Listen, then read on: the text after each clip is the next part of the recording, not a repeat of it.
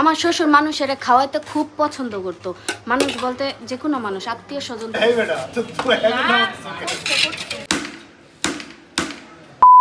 অনেকেই ভাবতেছে যে আজকে আমার শ্বশুরের মৃত্যুবার্ষিকী। না, আজকে তার মৃত্যুবার্ষিকী না, আজকে জাস্ট ছোট্ট একটা মিলাদের আয়োজন করা হয়েছে। কুরআন শরীফ খতম দিয়ে তার জন্য একটু দোয়া টোয়া করা হবে। আপনারা সবাই ওনার জন্য দোয়া করবেন, আল্লাহ যেন তারা বেহেশত নসিব করে। আর এই ছোট্ট একটা আয়োজন করছি, সব কিছু যেন সুন্দরভাবে হয়। আপনারা আমাদের জন্য দোয়া করবেন। আর এই রান্নাটা কিন্তু আমি রান্না করি নাই, এত বড় রান্না আমার পক্ষে সম্ভব না।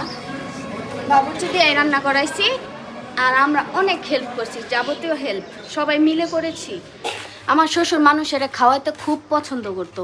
মানুষ বলতে যে কোনো মানুষ, আত্মীয় স্বজন থেকে শুরু করে যে কোনো মানুষকে। আজকে আমরা তার মিলাদ মাহফিল উপলক্ষে যে আমরা 100 জনের তেহারি রান্না করছি। এখানে মাদ্রাসায় যাবে অনেকগুলা, বাকিগুলো আমরা সবই মাদ্রাসায় যাবে। একটু রাখবো বেশিরভাগ। আত্মীয়স্বজন পরিবারের একটু জন্য। মানে আমরা সবার জন্যই তো করা হয়েছে। আমাদের খাবার কিন্তু সব প্যাকেট করা শেষ। আমরা এই যে দৌড় দিতেছি, আত্মীয় স্বজনদের প্যাকেটগুলো আগে দিয়ে আসি, পরে এই যে মাদ্রাসার প্যাকেটগুলো একটু পরে দিয়ে আসবো। আপনারা সবাই দোয়া করবেন আমার শ্বশুর আব্বার জন্য।